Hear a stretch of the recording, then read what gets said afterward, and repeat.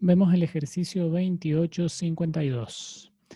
El enunciado dice, un solenoide toroidal, veas el ejemplo 28.10, tiene un radio interior de R1 igual a 15 centímetros y un radio exterior de R2 igual a 18 centímetros.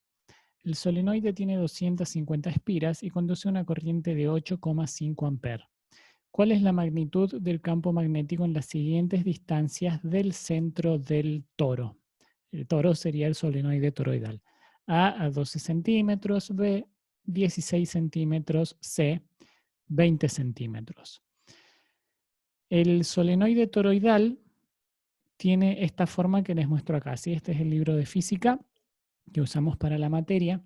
Y el llamado solenoide toroidal se forma cuando se enrolla un alambre conductor en lo que digamos es una estructura de anillo. ¿Sí? Fíjense, esto que sería más amarillito sería como ese anillo que yo les digo, y el alambre se enrolla alrededor de ese anillo. Y se forma esta configuración que sería, se puede ver como una bobina que está a su vez enrollada sobre sí misma. ¿Sí? A eso se le llama solenoide toroidal. En este ejercicio se deducen las ecuaciones para el campo magnético en este solenoide.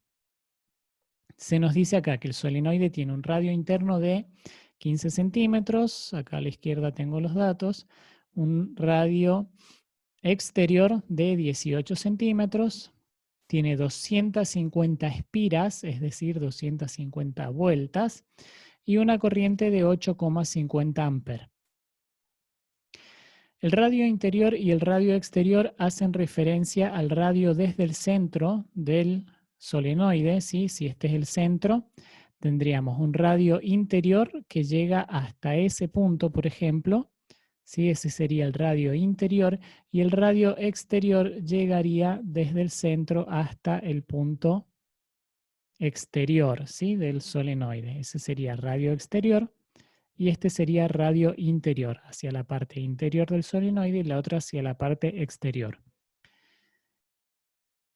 Bueno, ahí en el ejemplo se deducen las ecuaciones correspondientes al campo magnético en el solenoide toroidal. Y fíjense que yo acá tengo anotada la ecuación para el campo magnético dentro del solenoide. ¿Sí? Que el campo es igual a mu sub 0 por n, la cantidad de espiras, por la corriente dividido 2 por pi por r. En donde R es la distancia desde el centro del toroide hasta el punto donde queremos calcular el campo. Acá yo he puesto que en el ejemplo se muestra que fuera del solenoide toroidal no hay campo magnético y dentro de este el campo está dado por esta ecuación que acabamos de ver acá arriba, ¿sí? Que está escrita de nuevo acá abajo.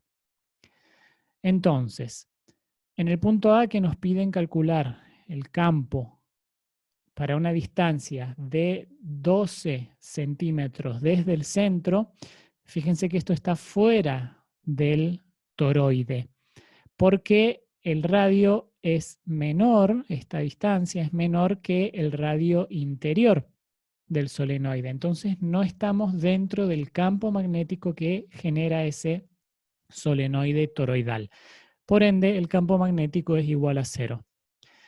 Para el punto B, el radio es de 16 centímetros. Fíjense que ahí sí estamos dentro, porque el radio interior es de 15 y el radio exterior es de 18 centímetros. Entonces, 16 centímetros estamos dentro.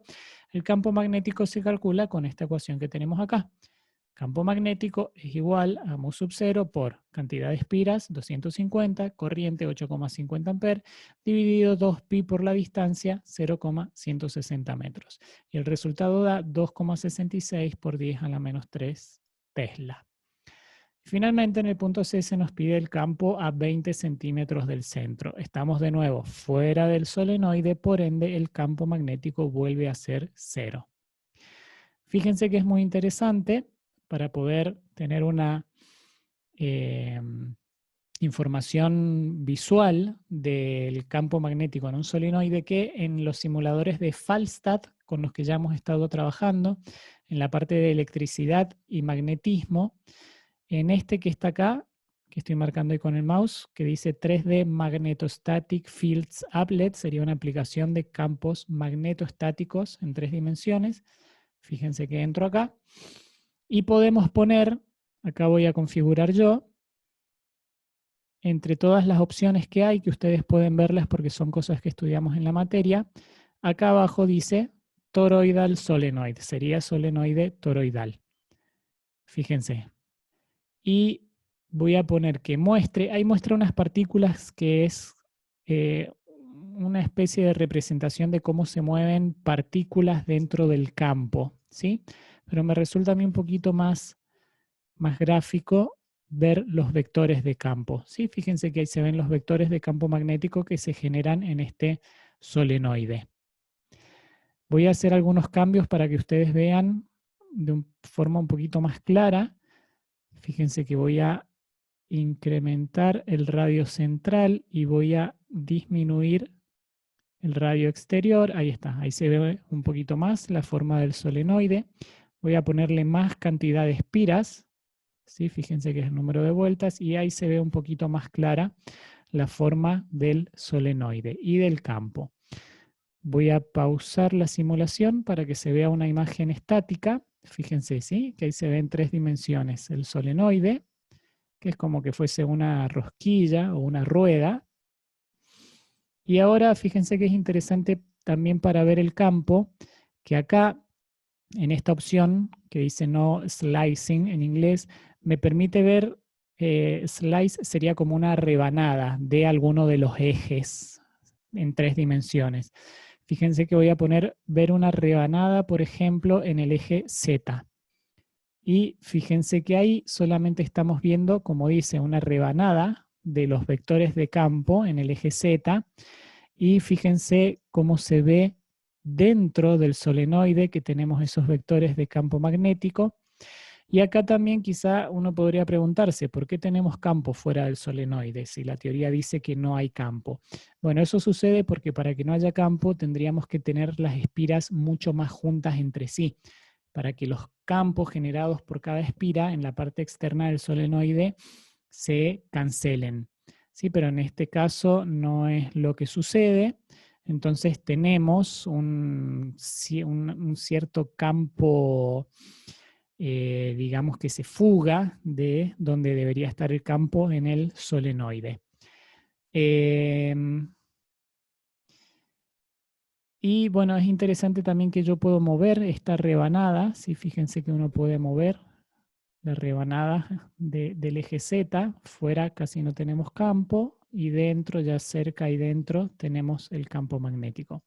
Y también podríamos ver, por ejemplo, una rebanada del eje X. ¿Sí? Fíjense cómo tenemos ahí también, cómo se ven las líneas de campo en cada una de las partes. Ahí podemos mover esto y vemos las líneas de campo. Bueno, es interesante esto como siempre para tener una información más visual de lo que pasa y como habrán visto ustedes pueden cambiar el tamaño del solenoide, la cantidad de vueltas, ahí tenemos menos vueltas, ahí tenemos más vueltas, la cantidad de vectores de campo que quieren ver, ¿sí? Ahí tenemos muchos vectores de campo,